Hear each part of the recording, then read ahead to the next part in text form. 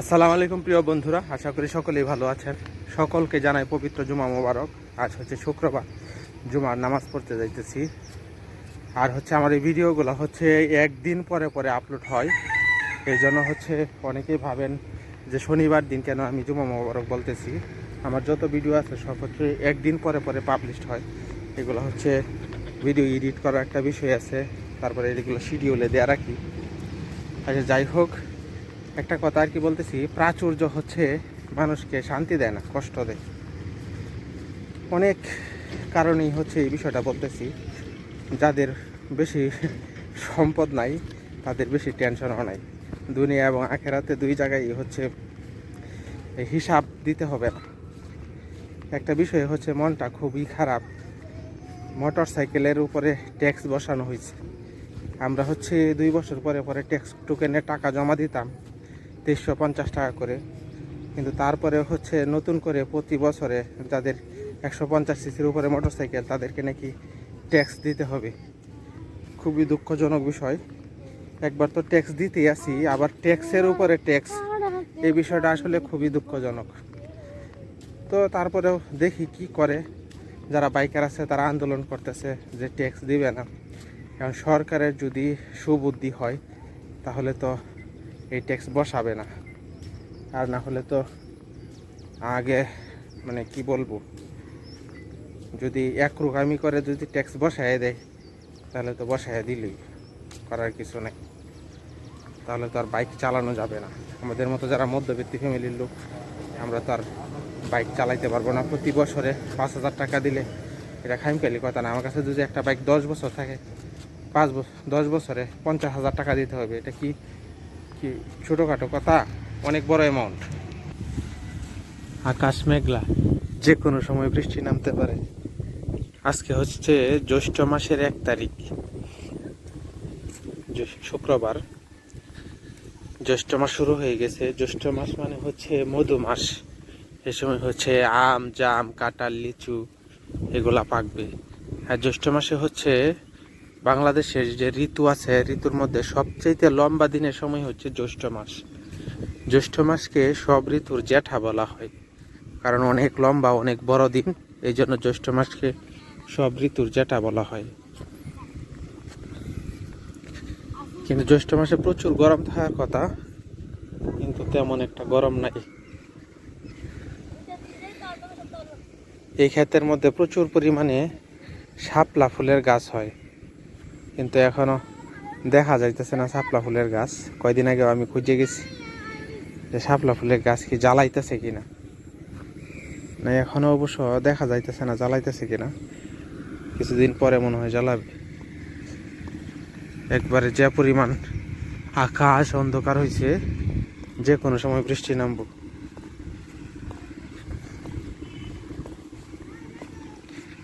গরু টরু লাইরা রাখছে মানুষের সমান। অবশ্য যখন বৃষ্টি নামে, বৃষ্টির সময় অবশ্য এই খোলা মাঠের এদিক দিয়ে যাওয়ার রিক্স, কারণ তখন প্রচুর পরিমাণে ঠাডা পড়ে আর কি, মানে বিজলি চমকায়, বিদ্যুৎ চমকায়। ওই যে সামনে এখানে একটা গরু মারা গেছিল, প্লাস একটা গাছ আছিল, গাছটা মারা গেছিল। সেই শান্তির জায়গা। আলহামদুলিল্লাহ, আলহামদুলিল্লাহ, শান্তির জায়গা দিয়ে হাঁটতে যাইতেছি। আসলে মানুষের তো কত কিছু স্বপ্ন থাকে, সব স্বপ্ন কি আর মানুষের পূরণ হয়? আমি ছোটবেলায় হচ্ছে যেই বাড়িতে জন্মগ্রহণ করেছি, আমার নানার বাড়িতে, এখানে হচ্ছে আমার নানার বাড়ির সামনে যে পুকুরটা, এই পুকুরে 2টা সমান বড়, অনেক বড় পুকুর। ছোটবেলায় সকাল থেকে ঘুম থেকে উঠতাম, ঘুম থেকে ওঠার পর ব্রাশ নিয়ে পাকা পুকুর ঘাট ছিল, এখনো আছে। পুকুর ঘাটে গিয়ে বসতাম, আর পূর্ব দিক দিয়া সূর্য উঠতে থাকতো। এই সূর্যের যে রিফ্লেকশন, এটা পুকুরের পানিতেও পড়তো। ব্রাশ করতে করতে, কুলি করে করে তারপর আসতাম। শীতকালে পুকুরের পানি থেকে ধোঁয়ার মতো উঠতো, কুয়াশা পড়তো।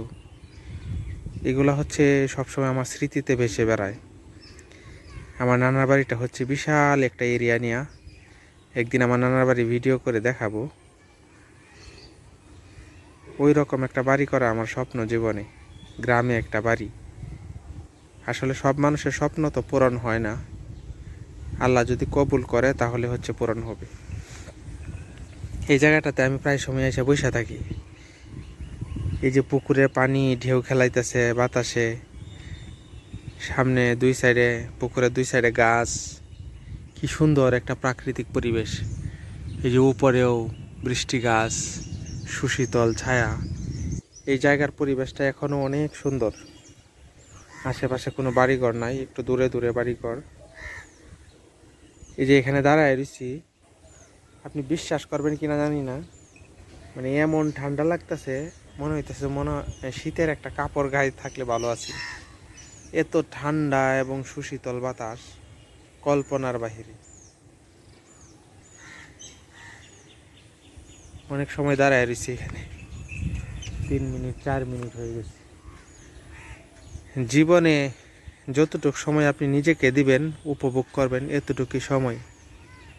আর বাকি সময়টুকু কোন দিক দিয়ে কিভাবে চলে যাবে কিছুই টের পাবেন না।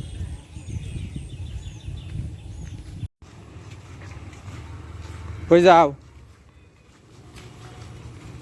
কই যেতেছ?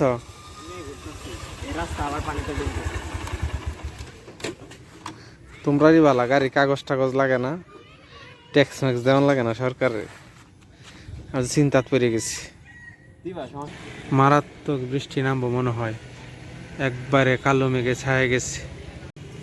এই যে কালো মেঘ করছে, অন্ধকার হয়েছে, এদিকে হচ্ছে ভারতের মেঘালয় রাজ্য, আর নিচে সাদা দেখাচ্ছেন, এখানে হচ্ছে বৃষ্টি অলরেডি নেমে গেছে। আর এদিক দিয়া এই সাইডটার মধ্যে সবচেয়ে কালো মেঘ করছে। এই সাইডটাই হচ্ছে নেতাই নদীর মুখ। এদিকে যদি বৃষ্টি হয় তাহলে নেতায় বন্যা আসে।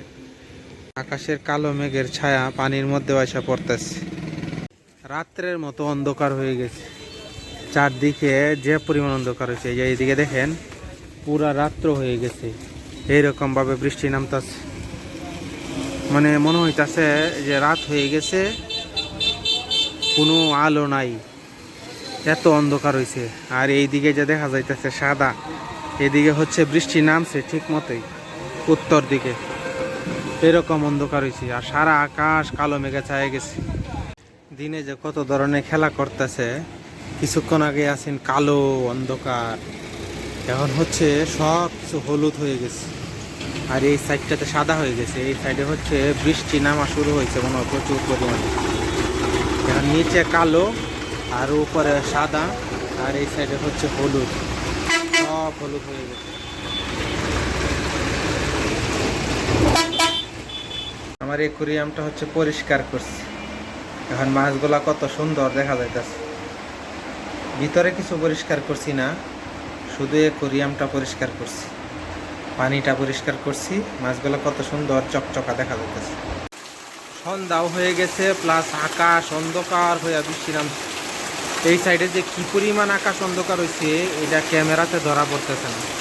দামি ক্যামেরা থাকলে বোঝা যাইছে, কিন্তু এই যে আমার ক্যামেরাতে দেখেন আকাশের কালারটাই জানি কেমন হয়ে গেছে, এত পরিমাণ অন্ধকার হয়েছে।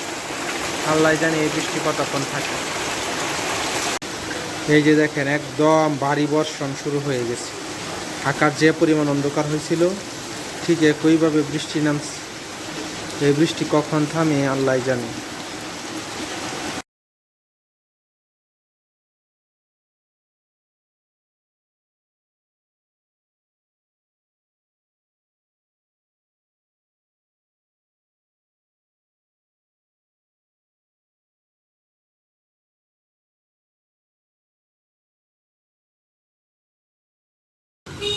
পশ্চিম আকাশে একদম অন্ধকার হয়ে গেছে, অন্ধকার হয়ে বৃষ্টি নামতেছে।